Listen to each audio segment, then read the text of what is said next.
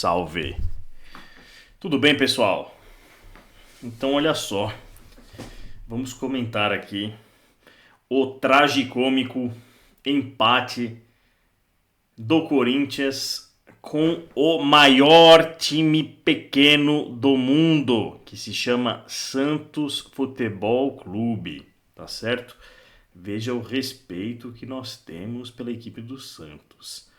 Então, olha só, vamos começar com a escalação do plantel alvinegro paulista neste jogo que se deu na lata de sardinha, que chamamos de Vila Belmiro. Então, nós fomos para o campo com Hugo Souza, Mateuzinho, Gustavo Henrique, André Ramalho, Matheus Bidu, Ranielli, Breno Bidon, André, Matheus Pereira, André Carrilho e o Midas e Yuri Alberto. Então, olha só. O jogo começa assim com o Corinthians relativamente dominando e com uma jogada foda do Yuri Alberto. Vocês viram a arrancada do Yuri Alberto até o momento em que ele sofre o pênalti. Lembra assim os momentos de Ronaldo Fenômeno. R9, né? No seu auge ali no PSV, na Internazionale de Milão, quando ele dava aquelas arrancadas assim, extremamente vultosas, deixando ali os zagueiros a comer poeira. Então este é o Yuri que nós conhecemos, né, pessoal? Capaz de ir do bafão do inferno até o sétimo céu. Mas também ele vai do sétimo céu até o bafão do inferno. Porque por intermédio de uma cobrança de pênalti simplesmente ridícula, tá certo? Ele mandou a porra da bola pra fora, tá certo? Então é aquela coisa, né? O Yuri Alberto, ele te leva assim a extremos de emoção. E aí eu estava sem palavras. I was speechless, tá certo? Depois desta amplitude formidável de emoções. E aí, para variar, logo em seguida o Yuri Alberto, mais uma vez em modo pica, vai lá e faz um golaço ali de perna esquerda, tá certo, pessoal? Então o Corinthians 1-0 estava muito feliz e assim, tudo se encaminhava para um passeio do Corinthians contra o horroroso time do Santos, tá? Este time do Santos é um time ridículo e veja bem, dos 13 minutos até os 20 minutos, a única coisa que eu conseguia pensar era no quão fraco e ridículo é o time do Santos, assim, porque o domínio do Corinthians era assim monstruoso, de modo que o Corinthians poderia ter matado o jogo ali, já nos primeiros 20 minutos do primeiro tempo, tá certo? Então olha só, aos 22, o Breno Bidon deu uma matada linda, assim, digna de Fernando Redondo. Então, assim, não sei o que está acontecendo com o Breno Bidon, mas o fato é que desde que ele acertou aquele pênalti, porque você aí, torcedor rival, que não acompanha o Corinthians com a mesma frequência que nós o fazemos, talvez você imagine que o Breno Bidon, durante toda a temporada 2025, fez partidas formidáveis. E para mim ele sempre foi um jogador medíocre, mas olha só, depois daquele pênalti que ele marcou contra o Cruzeiro, o garoto foi empoderado e transformou-se no Fernando Redondo, tá certo? Então olha só, 25 minutos teve aquela pausa de hidratação, então começa com fogo e termina zoando, xingando os próprios jogadores. Sim, um comentário que eu fiz aqui aos 25 minutos é que a torcida do Santos ficou ali até os 10 minutos com aquele fogo no cu, né? Depois o Corinthians fez o gol, tudo ocorreu como de praxe, quer dizer, eles começam com aquele fogo no rabo e depois de 10 minutinhos já fica aquele silêncio, né, dentro da lata de sardinha e ficaram ali o jogo todo xingando, tá certo? Os jogadores do Santos e o juiz. Isso daí é a torcida do Santos, mas olha só, cada time tem a torcida que ele merece. 27 minutos, Carrilho muito classudo, tá? Ali no meio de campo, todo mundo sabe que o Carrilho é meio vagabundão, baladeiro pra caralho, preguiçoso, mas nós não podemos dizer que ele não sabe jogar bola. De fato, ele é muito bom e classudo, tá certo? 28 minutos, belo ataque do Corinthians, Mateuzinho muito agudo pela diagonal, né? O Corinthians tem uma dupla de laterais assim muito formidável, com Mateuzinho e Bidu. E aí aos 30 eu me dizia como o time do Santos é ruim, cara. Mais uma vez assim eu me pegava pensando no quão ridículo e horroroso é este time. Não apenas a sua torcida é ridícula, mas o time lhe corresponde, tá certo?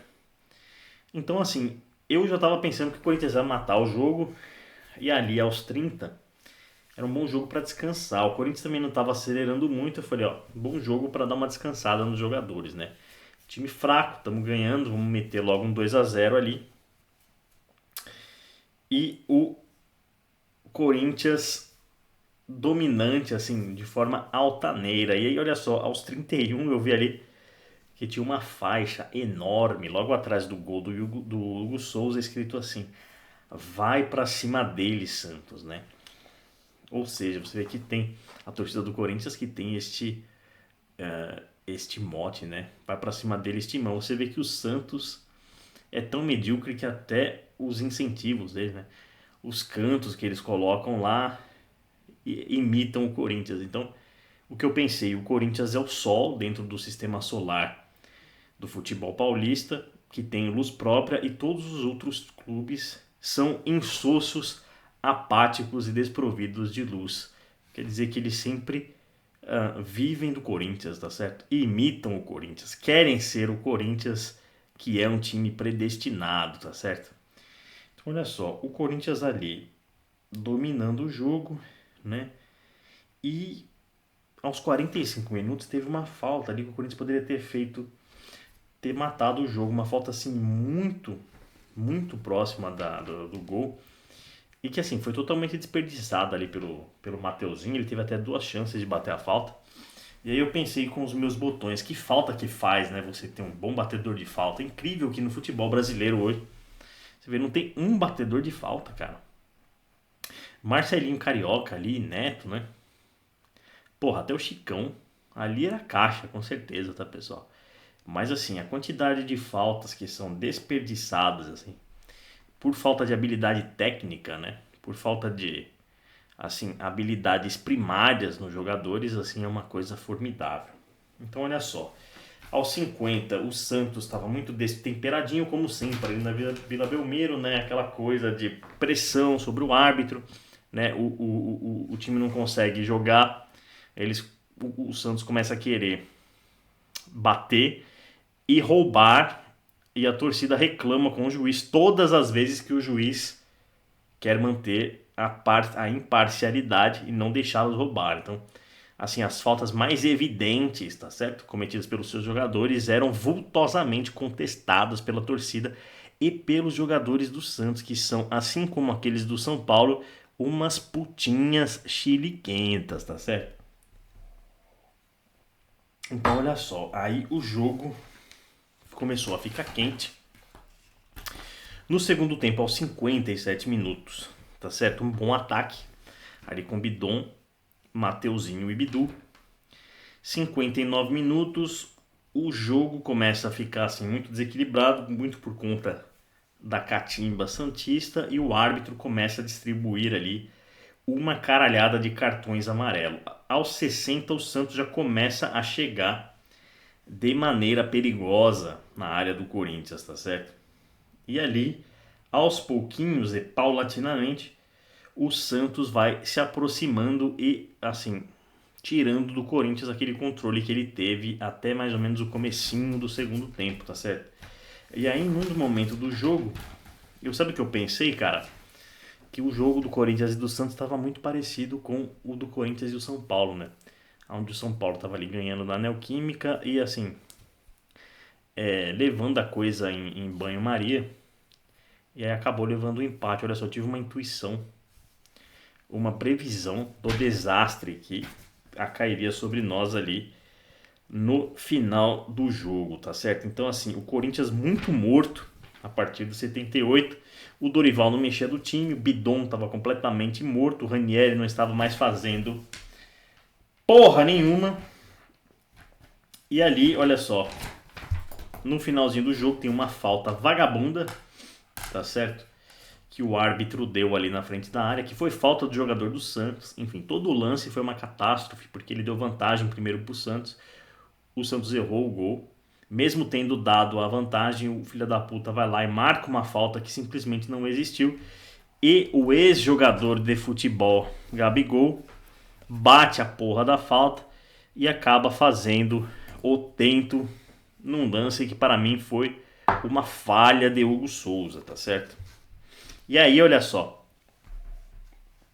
uma vez que o Santos empatou a porra do jogo, a torcidinha vagabunda deles acordou, né? Depois de 80 minutos xingando, tá certo?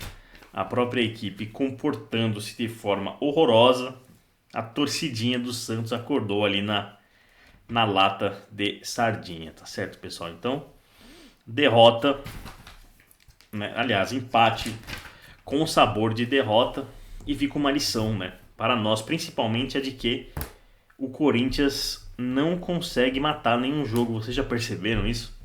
É uma coisa incrível. Mesmo quando a vantagem do Corinthians ela é assim vertiginosa, o Corinthians não consegue simplesmente fazer 2-0, né?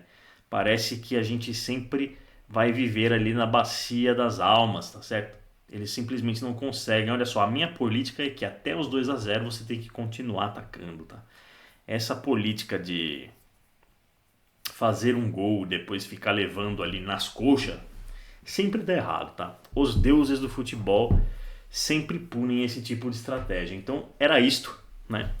Continuamos aí a nossa trajetória e muito obrigado a todos, saudações corintianas e até mais para novas elucubrações. Um abraço a todos.